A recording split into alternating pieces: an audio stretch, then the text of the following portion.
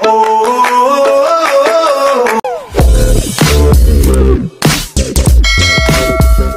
napapanood po nating video ay ang actual na paglilibing kay dating Pangulong Ferdinand Edralin Marcos kung saan ay inilalagak ang kanyang mga labi sa libingan ng mga bayani. At sa bandang huli po nito ay mapapanood naman nating ang huling habilin ni Apo Lakay kay Amy Marcos kung saan po ay lubhang nakakapanghilakbot dahil para pong nahulaan ni Apo Lakay ang mangyayari sa hinaharap. Kung saan ito po ay ang pagtatraidor ni Amy sa kanyang kapatid at sa mga kapamilya niya.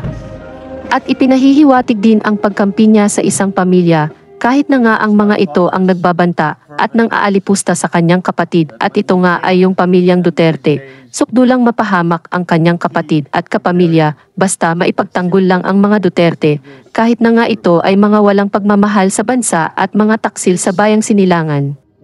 Sana ay maalala ni Amy ang mga huling salitang ito ni Apo Lakay at magsilbing wake-up call para sa kanya. Bueno, ay panoorin na lang po natin ang video hanggang huli at kayo na ang humusga. Salamat po mga katropa. We have waited 27 years to fulfill that wish that he left us with. But we are here today and we are able to grant him that wish.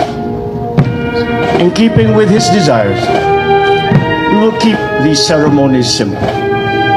And it is left to the family, and I speak in their behalf, on behalf of the Marcos family, to thank all those who actually helped and made this day a reality. We thank all the members of the Armed Forces of the Philippines who have here come to pay their last respects to their former Commander-in-Chief. We thank all the members of the Philippine National Police for the support that they have given us in these ceremonies that we are having today. And to the Filipino people for their continuing support of my father's dream of unity and progress for our country. So let today be the first day amongst many days and months and years of our continuing to work for the unity and the progress of our country.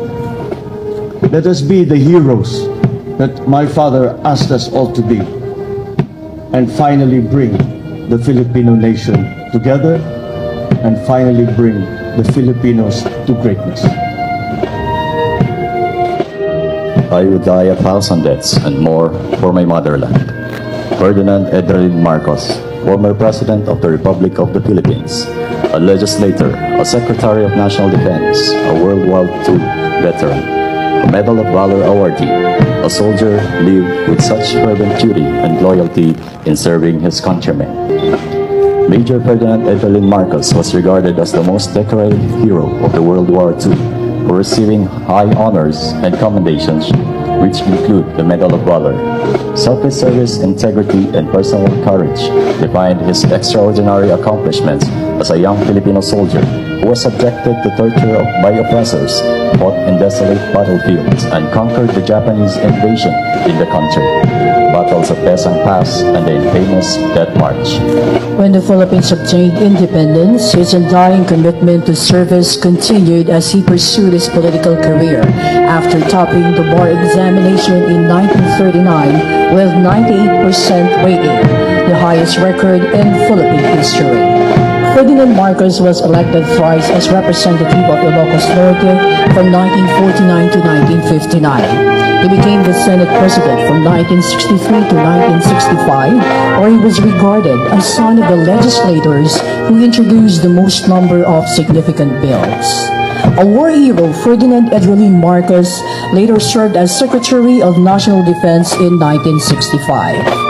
Carrying the same mission of serving his country and fellow, Ferdinand Edralin Marcos was elected thrice as President of the Republic of the Philippines from 1965 to 1986. As one of the youngest elected president in history, he made a vision for the Philippines. This nation can be great again. and began realizing it by establishing numerous state colleges and universities, iconic infrastructure projects, primary healthcare facilities, enacting rural electrification program, among others. He also led educational reforms which widened free access to schools, agrarian reforms which led to the country's food sufficiency record, and labor reforms and opportunities which boosted employment potentials of Filipinos here and abroad. Today, we honor a true patriot who willingly sacrificed his life for his country and people. For almost 3 decades of waiting, we have come to the right time to finally lay him to rest, to where he wished to be laid, beside his fellow soldier and comrades.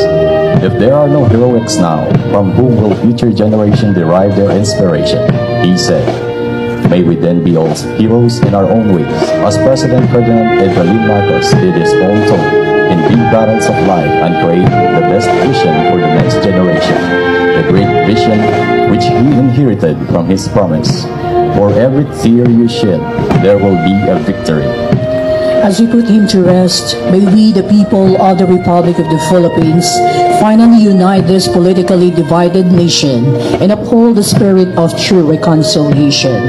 With one mind, one heart, one soul, and one spirit, let us embrace national peace, healing, and unity. Salamat, Apo. Salamat, President Ferdinand Edralin Marcos.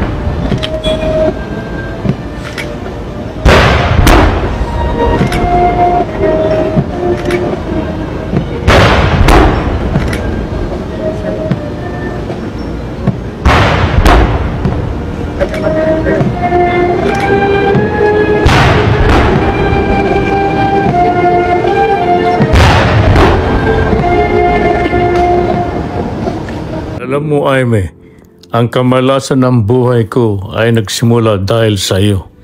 Kaya umalis ka sa tabi ko at humingi ka ng tawad sa mga nasirang pamilya.